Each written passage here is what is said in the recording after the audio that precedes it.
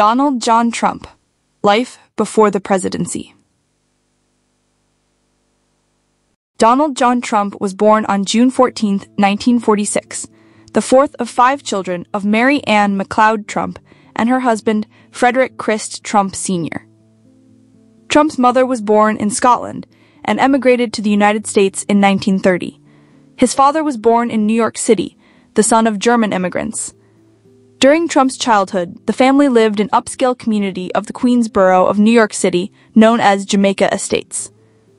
Fred Trump owned and operated a successful real estate company called Elizabeth Trump & Son, named after Fred Trump's mother and himself, which developed properties for middle-class white families in Queens, Brooklyn, and Staten Island. When they were old enough, the 3 Trump sons, Fred Jr., Donald, and Robert, worked for the company in construction sites and offices.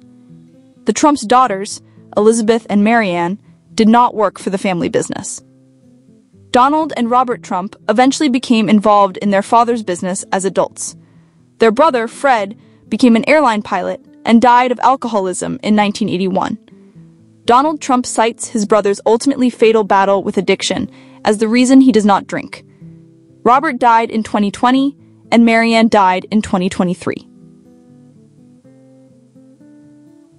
As a child, Trump displayed behavioral difficulties.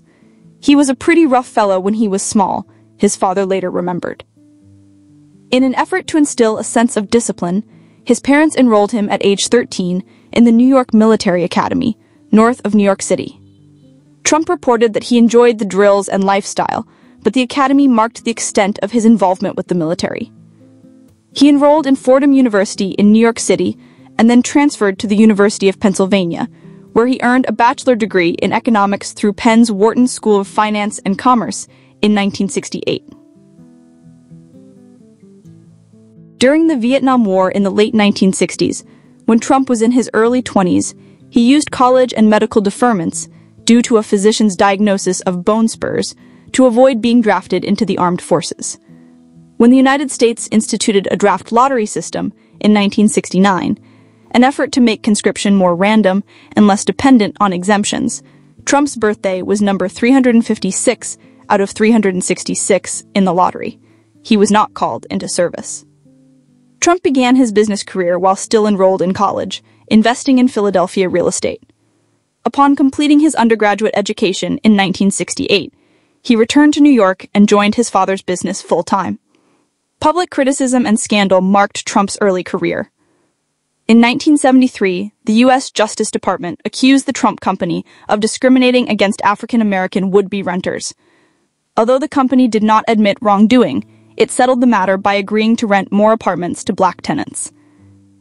In the 1970s, Trump helped expand the business, buying properties outside of New York City in locations such as Virginia, Ohio, Nevada, and California. At the same time, he expressed an interest in expanding the company's real estate operations closer to home, moving from New York's outer boroughs and into Manhattan, a traditionally more affluent and high-society area. By the mid-1970s, the now renamed Trump Organization had branched into Manhattan skyscrapers. Trump's first big move, in 1976, was to develop the Grand Hyatt Hotel on the grounds of the by-then bankrupt Penn Central Railroad's Commodore Hotel. Although the Trump Organization did not have enough money to purchase the hotel, Trump used his personal relationship with the Hyatt hotel chain and his father's political clout — Fred Trump was a prominent member of Brooklyn's Democratic Party — to negotiate an unusual arrangement with the government of New York City. Trump received a 40-year tax abatement, or a reprieve on paying property taxes on the hotel. Originally worth $4 million per year, the abatement totaled approximately $400 million over 40 years, due to inflation in the value of the property and changes in the tax code.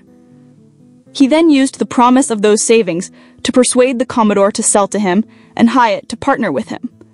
"Whatever my friends Fred and Donald want in this town, they get," New York Mayor Abraham Beame reportedly said of the deal. In the 1980s, Donald Trump established a reputation as a major real estate developer. He built the 36-story cooperative apartment complex called Trump Plaza, as well as Trump Tower on Fifth Avenue, which housed luxury stores and Trump's own multi-floor residence and company headquarters. He also expanded into the casino business in Atlantic City, New Jersey, building the Trump Plaza Hotel and Casino, originally called Harrah's at Trump Plaza, and Trump Castle. In 1990, he built the Trump Taj Mahal at a cost of nearly $1 billion. He called it the eighth wonder of the world. Despite these major business operations, the Trump Organization faced severe financial challenges. Trump borrowed significant amounts of money to fund the hotels and casinos. It was the situation grew so severe in 1990 that Fred Trump, then in his 80s, purchased more than $3 million in casino chips at Trump Castle so the casino could make an interest payment. That purchase was later judged to be an illegal loan, and New Jersey assessed a fine of $65,000.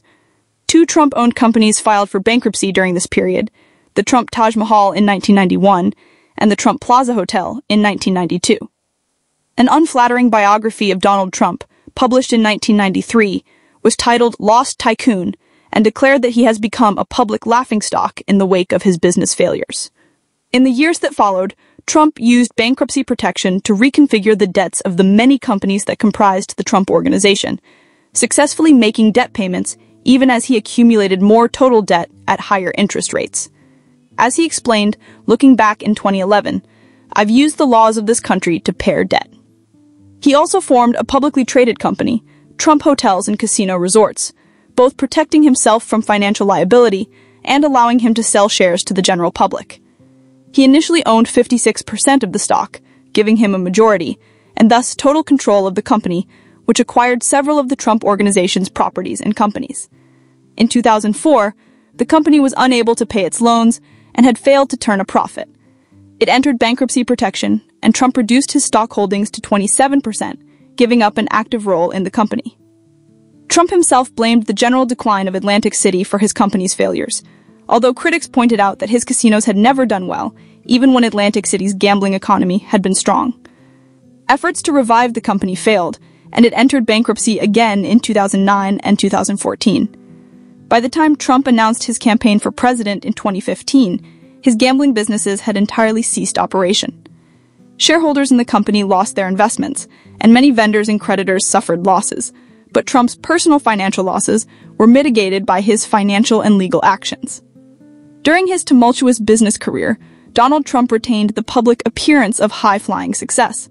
As his real estate and gambling businesses failed, he succeeded in protecting his brand and shifting into licensing businesses in the United States and abroad.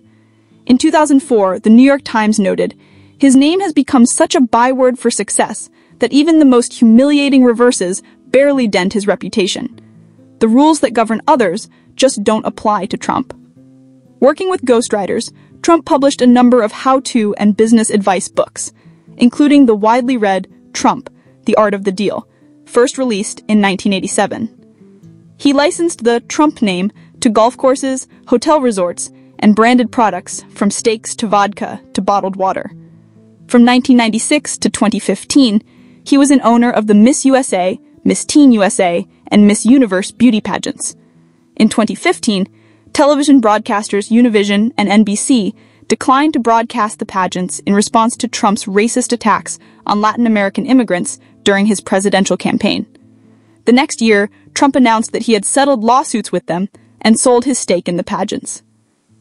Trump's expansion in the entertainment industry peaked with his role on the hit reality television show The Apprentice, which ran on NBC from 2004 to 2015.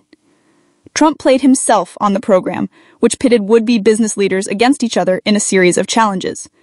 Trump judged their efforts and whittled down the contestant pool, each week telling one losing contender, "You're fired." The show and its companion program, Celebrity Apprentice, were widely watched. They helped Trump reach national audiences and confirmed, to many viewers, Trump's image as a successful and charismatic businessperson who was a straight-talker, telling people the hard-to-hear truths. Only when Trump formally announced his presidential campaign with anti-immigrant and racist rhetoric did NBC Universal formally end his relationship with the program. Trump's business interests are bundled into an entity known as the Trump Organization, the descendant of the company founded by his grandmother and father. Trump took over the company in 1971, renamed it in 1973, and bestowed formal leadership of it to his sons Donald Jr. and Eric in 2017. Unlike a typical business corporation that officially owns its subsidiary parts, The Trump Organization is a collection of approximately 500 individual business entities, all owned principally or solely by Donald Trump himself. None of those constituent parts are publicly traded companies, so they're not required to publicly disclose their financial status or value, as public corporations are.